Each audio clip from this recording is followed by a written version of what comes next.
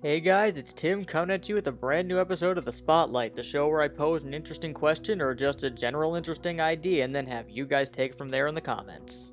So we talked about video game movies last week, and with the announcement of Injustice 2 this week, I thought it'd be a good time to discuss this topic. What makes a good comic book video game adaptation? Before we go into it, let's leave out things that pretty much are universal in making any video game good, like good graphics or good game design, gameplay, stuff like that, because that's all a given for if you want a game to be good or not. And on a similar note, we'll also leave out things like how fun something is, since fun is a fairly subjective thing. For example, a lot of people find watching bad movies fun, and other people find it intolerable. So let's start off with how you view anything in an adaptation first: representation. Who is being represented and how are they being represented?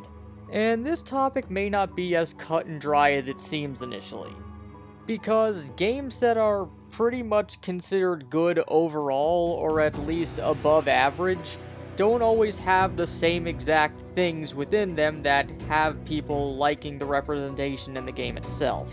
For example, a lot of people like the ongoing story and the individual stories of the Arkham game series, but at the same time, a lot of people also like the Marvel Ultimate Alliance game, which doesn't really have that strong of a story.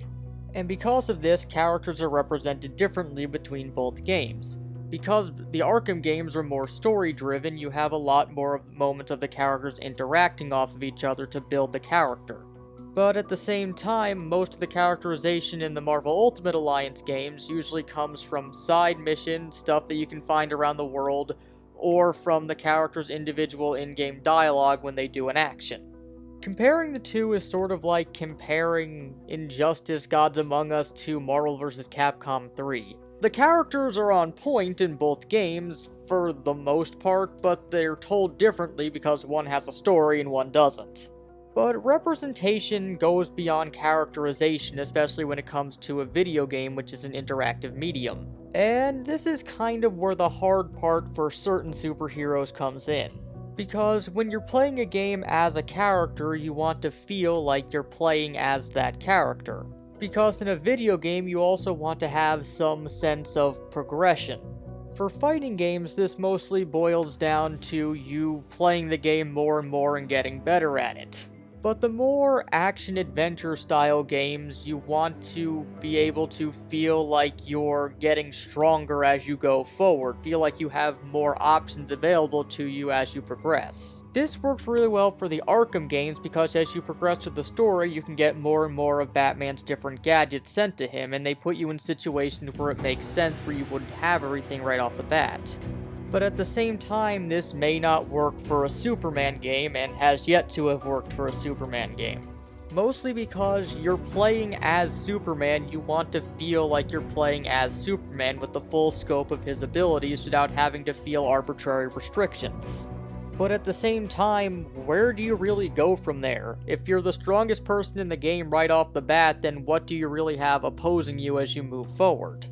And while I'm sure that they can find a balance for this eventually, this tends to be a problem with Superman games moving forward. I mean, even look at Injustice, they had to come up with a magical pill that made everyone equally as strong as Superman. So when you're playing just as him, you have the problem where, well, you either have him be a lot weaker than you want him to be, or you have him be a lot stronger than it'd be fun to play as. But at the same time, they do a similar thing with the Spider-Man games and the X-Men Legends and Marvel Ultimate Alliance games, and I feel that those get pulled off fairly well. Where in the game, your abilities are blocked off by either different level requirements or having to purchase them with in-game currency. But in the case of games like X-Men Legends and Marvel Ultimate Alliance, you have 4 people on the screen with you at a time that you can switch between to help develop new strategies even when you have a limited moveset. And with Spider-Man, similar to Batman, you just feel like you're getting better as your adventure goes onward, which is helped by the fact that Spider-Man, while he is strong, isn't really the strongest superhero out there, so it would make sense that he would learn and grow as he progressed. And I feel on a final note that something that can help sway whether or not we like a particular game based off a comic book property, or really any property that we're a fan of, is just who is in the game, which characters are being represented in the game. Because games like the Batman Arkham series are fun to play, they have good gameplay to them. Would they really be as popular or as much fun to go through if you didn't see iconic villains like Bane, Killer Croc, the Joker, Mr. Freeze, Poison Ivy throughout all of these installments, and the cast getting bigger and bigger each time? I mean, that's one of the biggest draws of the Marvel Ultimate Alliance series, that you get to play as all of these different characters from different walks of life in the Marvel Universe. And that continues forward even today, where they're still adding more and more characters into the Marvel Heroes MMO. And what's one of the big things to speculate about when games like Injustice or a new Marvel vs. Capcom or Marvel fighting game or DC fighting game of any type gets announced? Which characters will you get to play as?